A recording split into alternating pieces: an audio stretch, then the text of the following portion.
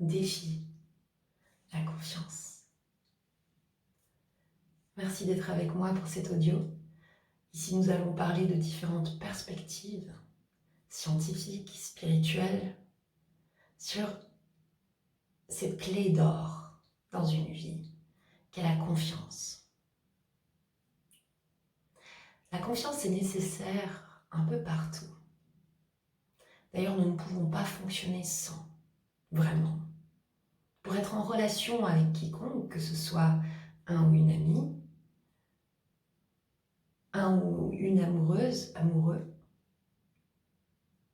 un ou une collègue, un ou une associée, nous avons besoin d'un minimum de confiance. Ceci est logique et même scientifique. D'ailleurs, il a été prouvé que les personnes qui sont dans la vente, qui essaient de vendre un produit ou un service à un acheteur ou à une acheteuse, sont d'abord amenées à essayer d'avoir leur confiance, que ce soit leur confiance sur le produit qu'ils vendent, ou leur confiance sur le service qu'ils vendent, ou leur confiance sur les capacités et l'honnêteté du vendeur ou de la vendeuse, lui-même ou elle-même. Donc ça, c'est scientifique. Je vous laisse prendre le temps de justement vous renseigner à ce sujet si vous le souhaitez. Mais ça fonctionne vraiment comme ça d'un point de vue mécanique. Et dans les relations amoureuses, eh bien, vous savez, c'est vraiment pareil la plupart du temps. En effet, il a été démontré que la plupart d'entre nous ont tendance à choisir leur partenaire amoureux en fonction du fait que nous pouvons ou non avoir confiance en lui ou en elle. Je vous laisse le temps de réfléchir. Vous pensez probablement à des situations que vous avez vues dans votre entourage. Et quelque part, ne voyez-vous pas qu'en règle générale, nous privilégions les relations de confiance plutôt que les relations d'amour? Parfois, nous préférons passer à côté de l'amour parce que la confiance nous est donnée ici par quelqu'un d'autre. La sécurité, entre guillemets, nous avons besoin de cette sécurité. Vraiment. Donc du coup, nous allons la préférer. Nous allons investir dans la sécurité au lieu d'investir dans l'amour. Mais justement, ces deux paramètres sont complémentaires mais différents. En effet, il a été démontré que dans des cas graves, des bourreaux arrivent à obtenir la confiance de leurs victimes. C'est une réalité. Donc, la confiance, est-ce que c'est vraiment quelque chose qui devrait se donner comme ça, sans réfléchir? Je vous pose la question. Concrètement, logiquement et d'un point de vue réaliste, peut-on faire confiance comme ça, juste parce qu'on se dit, ben tiens, il faut faire confiance? En fait, en faisant ça, nous mettons notre pouvoir dans les mains de quelqu'un d'autre. Est-ce vraiment ce qui est demandé de nous? Je ne pense pas. Notre âme nous demande d'être maître de nous-mêmes. Maître de nous-mêmes. Elle ne nous demande pas de donner notre pouvoir à notre prochain et de devenir son esclave. Et bien souvent, c'est ce que nous faisons. Alors oui, il y a des cas où ça fonctionne bien, on tombe sur des personnes bienveillantes qui vont nous amener du bien pendant un certain temps. Ok, quand on procède comme ça. Mais la plupart du temps, ça ne se passe pas comme ça. Regardez dans votre entourage, ça ne se passe pas comme ça. La confiance, ce n'est pas quelque chose qu'on donne sans réfléchir. Sinon, on s'expose à des risques graves. À des risques graves. Je veux dire, émotionnellement, lorsqu'on se fait briser par quelqu'un, ça peut nous faire plonger dans des dépressions, ça peut générer en nous des anxiétés qui vont jusqu'à nous pousser vers la mort. Je vous prends un exemple. En Suisse, la 3e cause de mort, c'est ce qu'on appelle les démences, donc les maladies psychiatriques, donc les dépressions, etc. Les dépressions sont générées par les traumatismes, les mal-être émotionnels, psychologiques et parfois physiques. Donc je vous prie de bien vouloir tenir compte de ça. Ça, c'est la réalité. Je ne suis pas dans cet audio-là en train de vous dire ne faites pas confiance à votre prochain. Pas du tout. Non, je vous dis, avant de faire confiance à votre prochain, il y a un élément qu'on a tendance à oublier, c'est qu'il faut pouvoir se faire confiance soi-même, à soi d'abord. Ça ne fonctionne pas dans l'autre sens. D'abord, on fait confiance à nous-mêmes, en premier lieu. Après, on fait confiance à notre prochain. Parce que quoi qu'il arrive, vous serez de toute façon toujours responsable, le numéro 1 responsable de tout ce qui vous arrive dans la vie. Alors ok, parfois certains d'entre nous ont tendance à se dire « Oh non, cet accident émotionnel ou cet accident romantique ou cet accident psychologique ou cet accident tout court m'est arrivé par la faute de X ou d'Y et puis on reporte la faute sur notre prochain. » Ok, on peut faire ça pendant un moment. Par contre, le problème c'est que ça ne va pas arranger nos vies. Si on veut vraiment arranger nos vies, si on veut vraiment évoluer, là où nous n'avons pas réussi à évoluer par le passé, eh bien, nous sommes obligés, à un certain moment donné, de nous remettre en question et de comprendre que nous avons le pouvoir. Oui, nous avons le pouvoir. Nous avons le pouvoir. Et puis, si parfois nous manquons de connaissances sur notre propre pouvoir, eh bien, justement, nous avons le loisir de pouvoir aller faire grandir nos capacités, les travailler, etc. Nous sommes là pour ça, donc l'humilité est très importante. Néanmoins, vous restez maître de vous-même. Même si vous vous dites « Oh bah tiens, je donne mon pouvoir à lui ou à elle », la réalité est que, en tant que maître de vous-même, vous avez donné votre pouvoir à lui ou à elle. Donc si lui ou elle fait quelque chose de pas correct avec votre pouvoir, en premier lieu, c'est la responsabilité de qui? Eh oui, de vous-même. Ça a l'air un peu dur, mais c'est vraiment ça, ça fait partie d'un des défis de la vie. C'est-à-dire que tant que vous n'acceptez pas de prendre plein pouvoir sur vous-même, ou plutôt pleine confiance en vous-même, avant tout, vous serez automatiquement amené à des relations qui vont vous décevoir tôt ou tard, un peu ou beaucoup. Maintenant, la confiance en soi, c'est pas quelque chose qui s'acquiert en un claquement de doigts, à moins que vous soyez vraiment particulier. Disons que la plupart d'entre nous mettent de nombreuses années à cultiver, à comprendre, à acquérir une certaine forme de confiance en nous. Moi, en l'occurrence, je ne suis pas appris ça comme ça. Il y a eu même des périodes où je pensais avoir confiance en moi et puis en fait, je n'avais pas confiance en moi.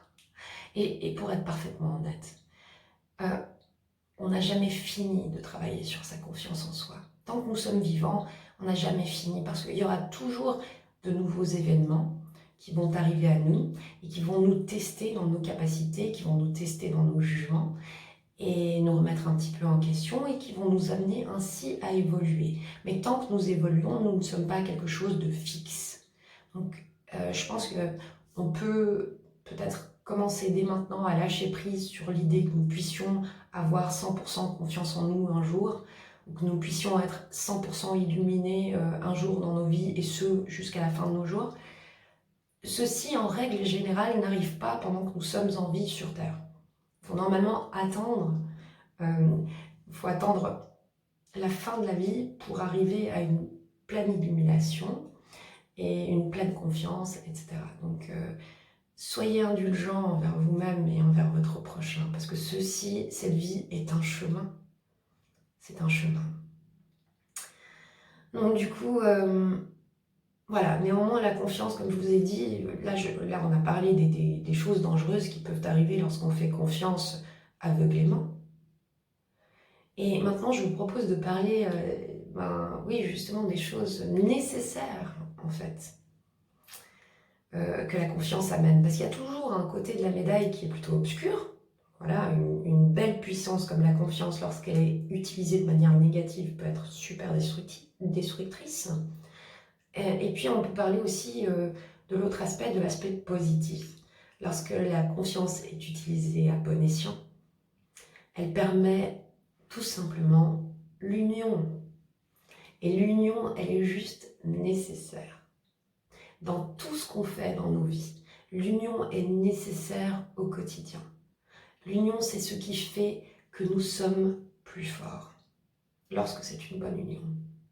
L'union, c'est ce qui fait que nous sommes heureux, car nous sommes unis avec nos amis, avec les membres de notre famille, avec l'amour de notre vie, avec nos enfants, etc. Nous avons besoin d'union. C'est presque comme l'air qu'on respire, c'est tout aussi important. Donc effectivement, la confiance, c'est quelque chose de vraiment très très utile. Typiquement dans une relation amoureuse. Si vous aimez quelqu'un mais que vous n'avez pas confiance en la personne, alors vous pouvez choisir de tourner les talons et d'abandonner cette personne que vous aimez parce que vous n'avez pas confiance en lui ou en elle. Ça, vous pouvez le faire. Mais vous serez triste. Vous n'allez pas vous épanouir si vous choisissez le chemin de l'abandon. Et vous n'allez pas non plus nourrir la confiance.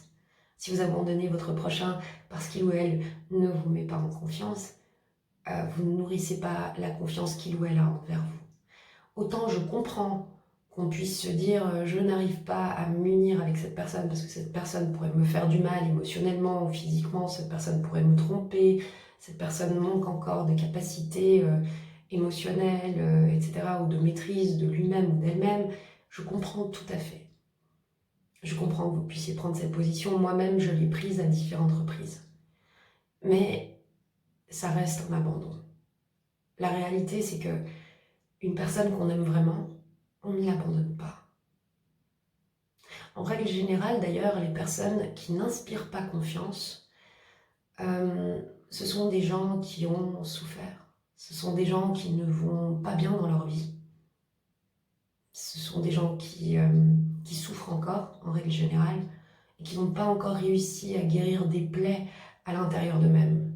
Donc du coup, ils essayent de s'adapter en fait à ces douleurs émotionnelles qu'ils ont en eux, en les acceptant et en les reproduisant. C'est-à-dire qu'ils vont aller reproduire le mal qu'on leur a fait à quiconque s'approche d'eux, y compris vous, et ce même s'ils vous aiment. Donc ils vont reproduire le mal sur vous. Tout simplement parce que ils sont tellement en douleur qu'ils n'ont pas encore réussi à prendre suffisamment de recul sur ce qui leur est arrivé. Voilà, ça se passe comme ça. Néanmoins, vous n'allez pas réussir à éviter la situation en tournant les talons et en allant voir ailleurs. C'est pas comme ça qu'on évite un lien d'âme. Non, non, non. J'ai essayé 10 millions de fois, donc c'est pour vous dire, après 10 000 essais, non, vous n'arrivez pas à éviter un lien d'âme en tournant les talons, tout simplement parce que vous ne pouvez pas lui faire confiance. Ça ne va pas fonctionner. Voilà. Mais vous pouvez essayer, hein, je veux dire, si vous y arrivez, vous pouvez essayer vous-même de tourner les talons. Si ça fonctionne, dites-le nous, d'accord ? Mais ça pourrait fonctionner pendant 1 mois, ou 2 ans, ou 5 ans, ou 10 ans. Puis au bout de 10 ans, votre lien d'âme, coucou, risque de revenir. Donc voilà, franchement, je ne pense pas que ce soit la bonne solution. N'abandonnez pas. La confiance, ça se travaille, ça se construit. Et vous allez pouvoir travailler cette confiance avec une autre clé d'or. C'est la compassion. Dans une autre vidéo, nous parlerons de la compassion en détail. Vous avez souvent entendu parler des maîtres bouddhistes de la compassion. Vous savez que c'est important. Et si peut-être, comme moi, vous n'avez pas, comme moi à une certaine époque, parce que j'étais obligée d'éventuellement commencer à essayer de comprendre ce qu'est la compassion, et puis obligée d'éventuellement mettre en place la compassion pour pouvoir ressortir vainqueur de tous les défis que m'a donné ma flamme jumelle. Et d'ailleurs, je leur en remercie, parce qu'au fond, je n'ai fait que m'enrichir. Ouais, si vous n'arrivez pas encore très bien à comprendre la compassion, concrètement, si vous ne la comprenez pas concrètement, vous n'allez donc pas, vous n'allez normalement pas réussir à mettre en place la compassion dans vos vies ou dans votre relation de manière concrète. Ce qui en fait va retarder votre union, du coup, avec la flamme jumelle, ou votre union, votre confiance avec la personne que vous aimez, que ce soit un membre de votre famille, un ami ou une amie très proche, etc. Voilà, la compassion, elle est juste ultra nécessaire, c'est une forme d'intelligence qui est très élevée. Et nous allons pouvoir entrer en détail donc, dans cette autre vidéo sur la compassion. Alors, restez avec moi. Abonnez-vous si vous le souhaitez et comme ça vous serez informé à chaque fois qu'il y a des nouvelles vidéos. Elles se suivent toutes, elles sont toutes reliées. Donc du coup, voilà. Je vous souhaite une magnifique journée sur Terre. N'oubliez pas de méditer. Et puis, n'oubliez pas d'être bienveillant envers vous-même. Rendez-vous sur mon site www.source-saskia.com pour avoir accès à des méditations guidées qui vont vous accompagner sur le chemin de l'amour, sur le chemin de votre bonheur et de votre cœur.